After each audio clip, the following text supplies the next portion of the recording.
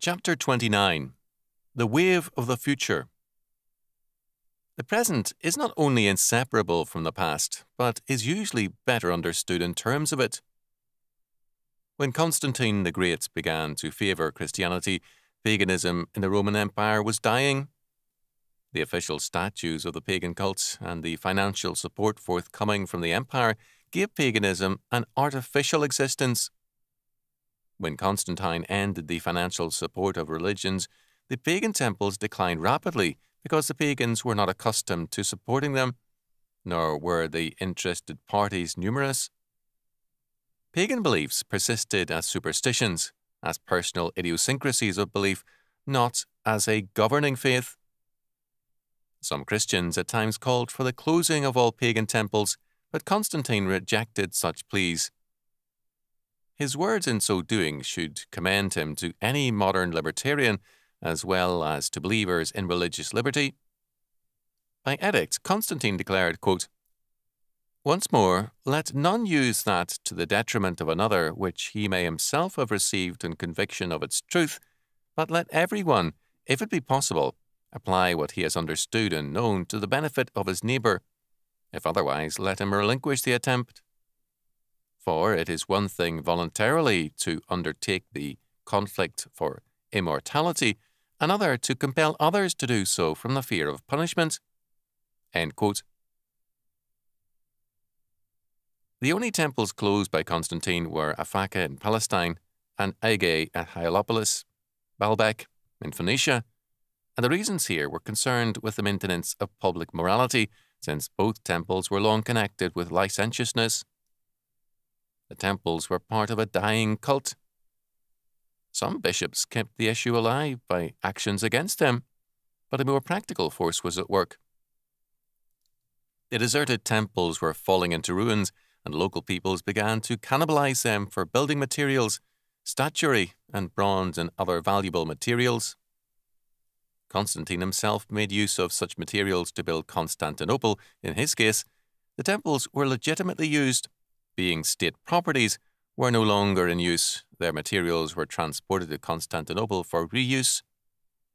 The pagan priests lacking employment became a problem in wine shops, brothels, theatres, and elsewhere, and were regularly haled into court. Thus, when Julian the Apostate came to the throne, his efforts to restore paganism were futile. His motivating force was not a belief in the pagan gods as much as a hatred for Christianity. The only public support he could draw on was thus a negative force, hatred for Christianity, the longing of seedy pagan priests for public funds, and a love for the old temples. Julian imitated Constantine in requiring indemnification. All who had taken over temple properties, land, or building materials were to restore them. In the case of earlier pagan seizures of church properties, expropriation had been the fact.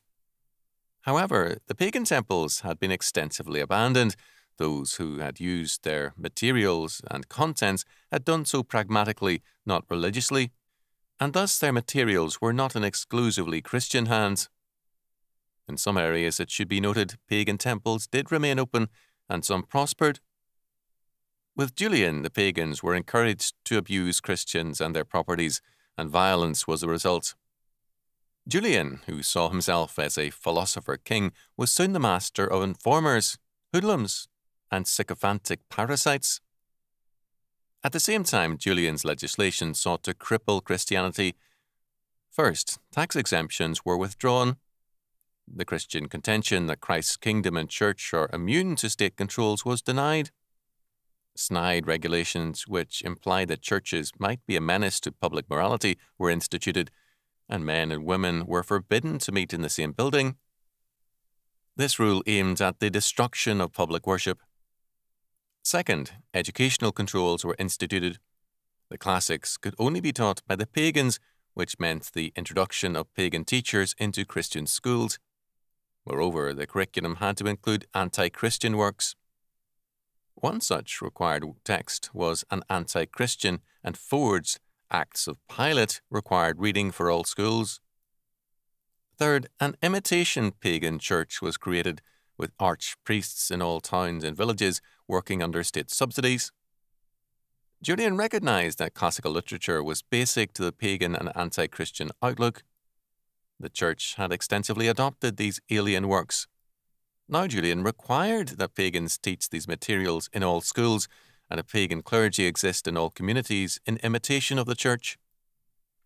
Julian was a member of a secret society of Mithra, which had long imitated Christian forms while opposing Christianity. Fourth, Julian recalled the banished Arian leaders and bishops and reinstated them, thereby bringing legal and doctrinal disarray into the Church. Smith's comments on Julian's strategy is very much to the point. Quote, "In fact, Julian's attack on Christianity is the model for many attacks by modern dictators. Crippling the machinery of the churches, a crusade against corruption, and a determined anti-Christian educational program are the main planks in the policy of most present-day anti-Christian governments. The Nazi initiation ceremony for youth consciously aped the Lutheran confirmation service.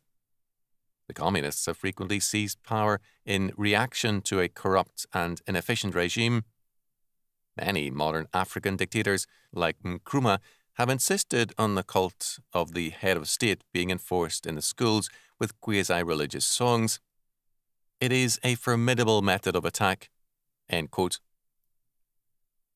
Smith's observation on the Marxist attacks falls over backwards in its understatement, but apart from this, his comment is valid. Julian's methodology is very much with us.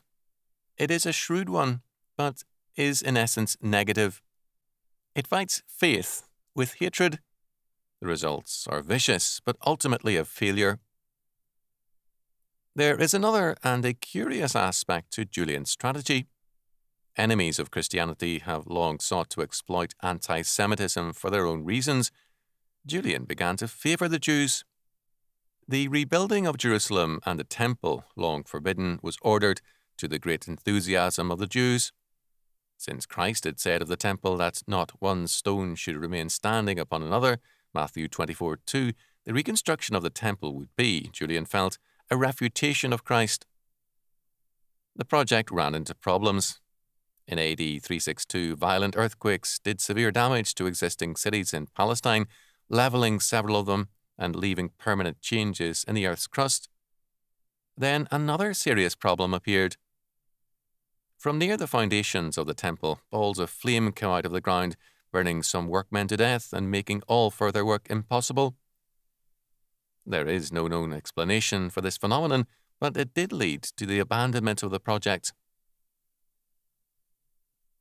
There is an aspect to Julian's life which we have suggested, and which, in his youth, Libanius stated was the hope of many, namely that Julian might come into power to prevent the collapse of civilization and to remedy its ills. This was a negative hope. To talk about preserving a civilization is to concede that it is collapsing. The past is never more dead than when we seek to preserve it, because we are then involving ourselves in the resurrection business, something only God can do. Today, all too many are seeking to preserve the past. Many conservatives, liberals, Marxists, New Englanders, Southerners, and others are all involved in this futile task. The past is only alive when we build on it. In the current church and state crisis, those Christians, as well as those humanist statists who simply want a return to the status quo of their imagination, have no future. Those Romans who cannibalized the old temples to improve their homes had more sense than Julian. They were living in terms of reality, the present reality. The Christians who began to apply the Word of God to every area of life and thought began to shape the future. Christians cannot in good conscience or faith be Julians.